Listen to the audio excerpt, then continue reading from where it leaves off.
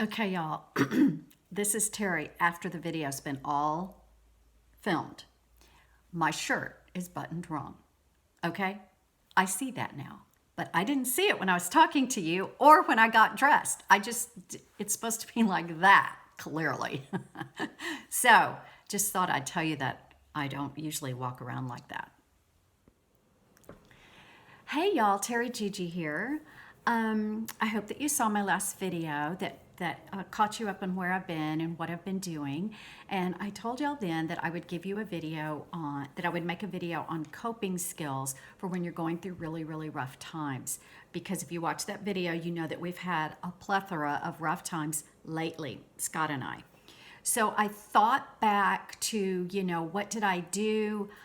Some of this has to do with the grieving process. So if that bothers you, I'm letting you know now. I apologize to some of you. I did not give a warning that the last video was going to be about my dad. And I think it bothered a few people. And I really apologize. I meant to do a disclaimer. So anyway, welcome to my video.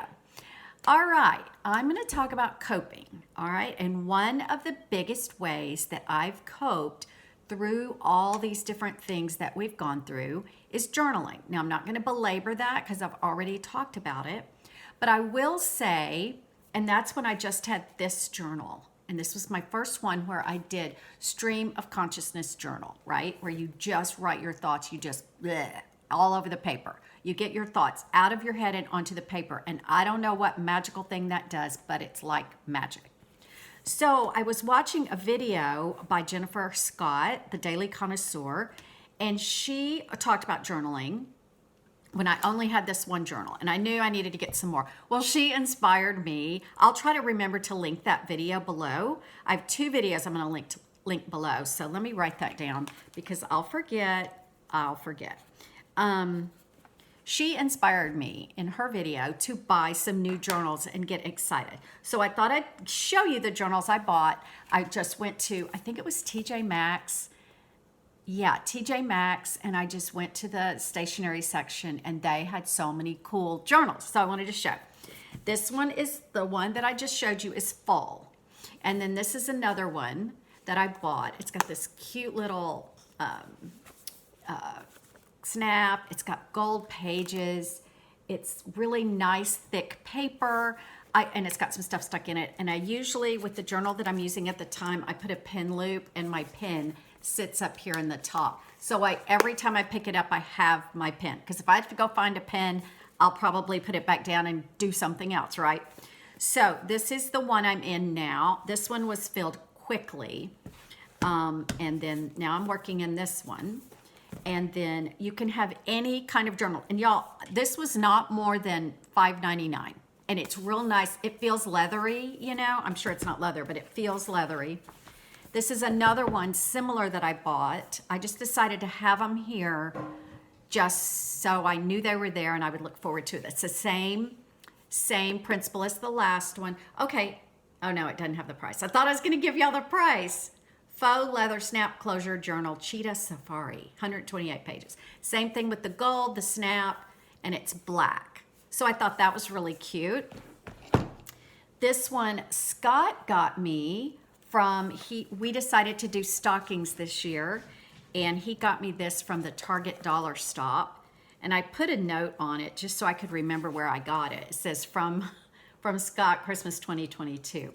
But it's just an inexpensive, cute journal, y'all. So cute. I love it so much. And it proves, I was going to give you a price. It's not on here. It was probably $3 at the Dollar Stop. Anyway, any style journal will work. Although, I will tell you, I always make sure they can lay flat. And this one does. So I'm really happy about that. This one is just super inexpensive, and it just says make your mark. I think it says that on every page, make your mark.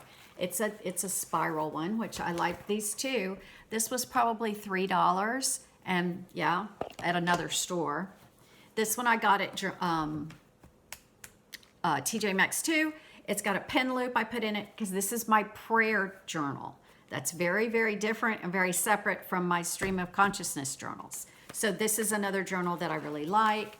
I'm not doing, it had a little pocket in the front to put little whatevers you want to. Okay, so that is my prayer journal. I got interrupted. Sorry about that. Oh, and then you can have a little journal. Like I have one of these. I got 3 of these from a friend, and one of them is my travel journal that I use when I travel. Well, when my dad passed away and I was going on the cruise, I knew I was going to want a journal on that cruise. And when we left on that whole trip and ended up connecting with the cruise, I took this with me, and because I knew my dad was sick. And so this is I'm going to share something personal. I'm going to read you a page from this journal. This is the kind of thing I'm talking about when you just write what you're feeling and what you're thinking. And sometimes when you're in grief, which I'm going to talk about in a minute, well, I'll start talking about that now. When you are grieving something, it's definitely comes in phases, it just comes in levels, and it comes when you don't expect it, and that feeling, and it's just unpredictable. I would say that part of your life, grieving, is unpredictable. So I had this, we got to Texas, and my dad died really fast. Not unexpected, but unexpectedly. And 3 weeks later, we were on the cruise, and I was by myself in the cabin, and I thought, and I just picked this up and I just wrote this. And so I wanted to share you kind of what I'm talking about when you journal stream of consciousness. It says, "Dear Dad, I haven't cried. It's been beyond me because I've been too busy doing things, taking care of the funeral and Mom and all the rest. But as the sad memories of your disease slowly fade from my mind, the happiness you gave me is coming to the surface, and I'm about to cry and cry and cry because I miss the you that you were. You were always there for me and Scott and my kids. You were strong and funny and happy and didn't complain much. You worked hard. You didn't expect that much from me as your little girl, and that worked out perfectly. You didn't spoil me with things, but you disciplined me when needed, and basically, you were there, and now you're not. But I'll see you again because you took us to church and taught me about the Lord and sat by my side as I asked the Lord into my heart. You also tried to help me stop worrying in 7th grade when you came into my room one night with your Bible and read the verse, 'For all things work together for good for those who are called according to God's purpose.' You forgave me that one time I forgot your birthday. You reminded me that I'm not going to church for others, but for the Lord. You prayed for me and Scott and my 3 kids by name often. You taught me just by example to read my Bible day by day for myself because I saw you doing it as I was growing up. Thank you for your example." And then it goes on. So it's just like, that's just like writing a letter to my dad. And so there's all different ways, whatever you want to talk about or do, and this one, I'm not worried. There's all kind of personal stuff. I've decided to quit worrying about somebody finding it. And then I also saw a video not long ago. A woman was doing journals, and she said once she finished it, sometimes she just paints over a page and uses that. She paints over it and makes some decorations if it's something really personal and she doesn't want anybody to read. But this one I don't want to let go of because this journal is close to my heart. So there's that. So that is journaling. And again, I will link Jennifer's video. Another part of getting through difficult times is to squeeze in fun activities whenever you can. Now, you can do kind of things at home, like if you're taking care of someone that's sick, or you're going back and forth to the hospital, or whatever. When you get back that evening, watch something fun and distracting and stupid or just hilarious on YouTube or whatever, TV, whatever. My go-tos are, I've gotten back into watching Seinfeld, old Seinfeld episodes, You know, it's one of those that you kind of know some of the jokes, but you've forgotten a lot of them, and they're so funny. And so Seinfeld's a big part of that. And I just do that on Netflix. And then one of my favorite things to do, y'all, because it brings back good memories, is Jack Benny. The Jack Benny program is a really old show. It's short clips of Jack Benny and Rochester and their little antics. And it is so funny. Y'all, all those shows are on YouTube. They're on YouTube, and I will watch, not really the whole show because I don't care that much about people that sing and stuff, you know, the old entertainment, but sometimes I do. But oh my gosh, the skits they do, they're so funny. They're just so funny, and they're in black and white, and they're kind of grainy, and it just takes you back. So that is something that I do now. I just do it because that's my favorite thing to do. I mean, that has gone over Seinfeld, right? But just find something that's really distracting that you can enjoy. Another thing to do that I had the great honor and privilege of having friends that reached out to me, either whether it was Texas or Florida, and said, you know, come over, let's do something. Can you meet for lunch or breakfast or something? So either say yes to your friends that know you're going through a hard time and do it, or call a friend and do it, or just go by yourself to Starbucks or somewhere and take your journal and get you something you really love, coffee, a croissant, and be around people. That's important too, to be around other people. Really important. Living out here where I live in no man's land, sometimes I get like, I don't know, I've been home too many days in a row with just me and Scott. And I will just get in the car and go to home. There's a strip of stores that are fairly new here, and there's a Home Goods, a TJ Maxx, a Marshalls, a Ross, an Ulta, a Five Below, and I'll just go up. Sometimes I don't buy one thing, y'all, and I'll just go and look at clothes and walk around and see the decor and be around people. And that's very important. So never discount doing something by yourself also. Now back to my friends. 3 times I had occasions to where it helped me so very much. You know, I like to have the Mermaid Cottage weekend here with my 2 friends, Deanna and Diane. You've heard about that 100 times. Well, we had to cancel it because of my dad. Well, the same weekend that we were going to have it, I believe this is after my dad passed away. We switched it because Deanne and Diane both live in Texas. So we switched it to Deanne's house, which is in Austin, which is where I was. And so we had our little weekend there, and Scott came with me, brought me there and dropped me off. But then he ended up staying and having dinner, and then he ended up spending the night. No, we were in San Antonio when we did this. He drove me over and everything. So he spent the night and then drove back to where his dad and mom were. And we spent, my friends and I spent the next day together. That was incredibly life-giving, helpful, wonderful, just awesome. And I was able to talk about my dad. That's another thing I want to say when you're talking, while I'm on the friends subject. Talk about the person that's sick or in the hospital or you know, in a bad way or has passed away. Talk about them. Scott and I have re-talked about my dad over and over about how everything went down, and just I don't know what it is about talking about the same thing again and again, because new things come to your mind later on that you forget, and we talk about it. And my husband never gets tired of talking about it with me, and I'm so grateful for that. So I had that little weekend, which was awesome.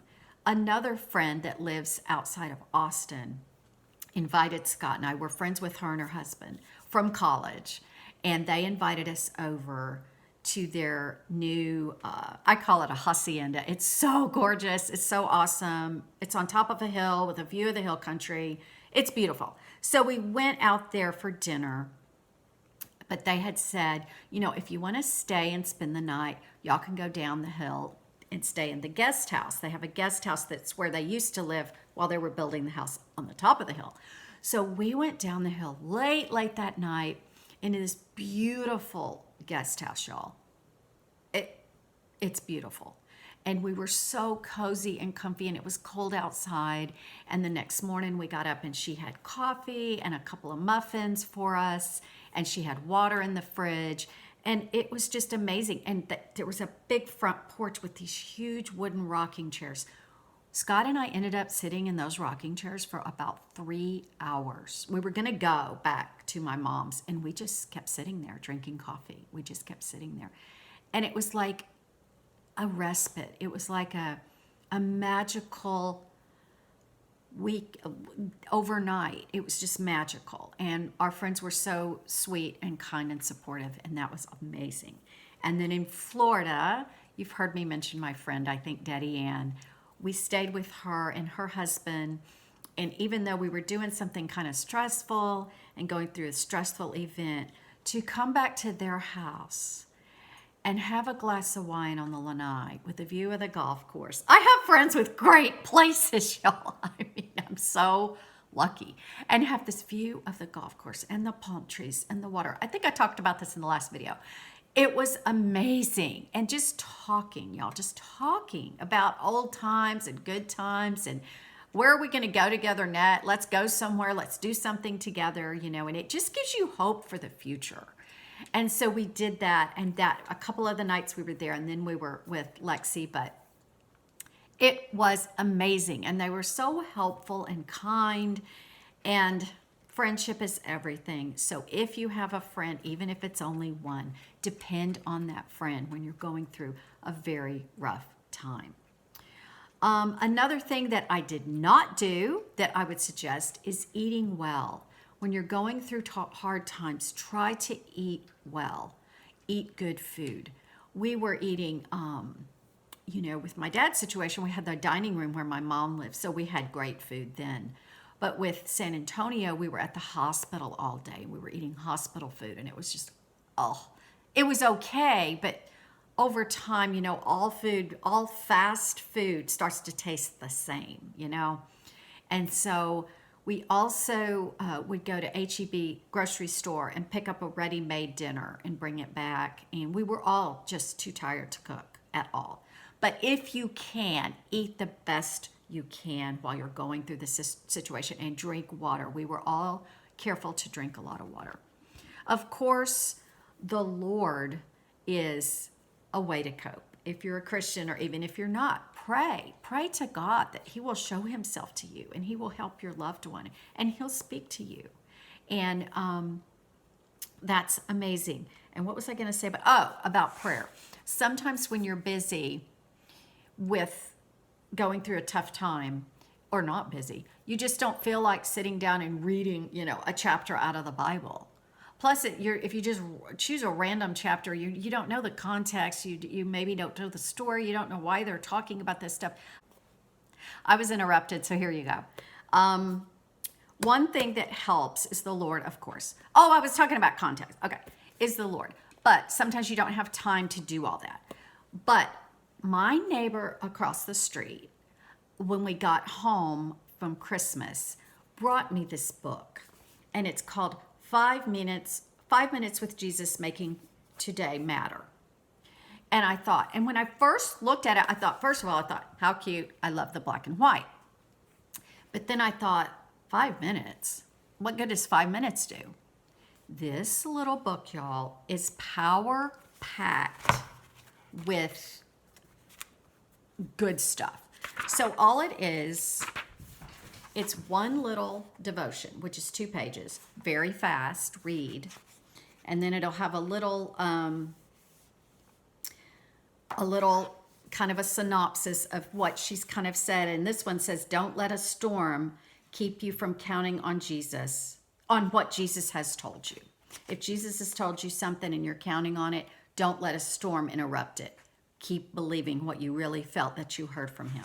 And then the 3rd page is 5 minutes in the Word. And it's just various verses that have to do with whatever topic you were just reading.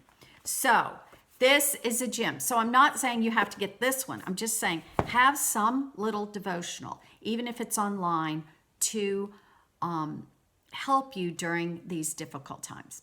One more thing I just saw in my notes about I had talked about watching YouTube and different things or TV or whatever. Also, on your computer, you can go and find help for grieving, find videos on tough times or on grieving. And they're really, really helpful. I will tell you that. And there's one specific video that I watch maybe once a year when things are really bad. And it's by Kandee Johnson. I'm sure a lot of y'all know her. I will link it below along with the Jennifer Scott link. It's just this short video she made about going through hard times, and it's so, so good. And it's bright and cheerful, and you're going to love it. And I've mentioned it before, I know. Also, there is a woman that does, oh gosh, I don't know, psychology videos. I can't think of the term. But she's really, really good about so many topics.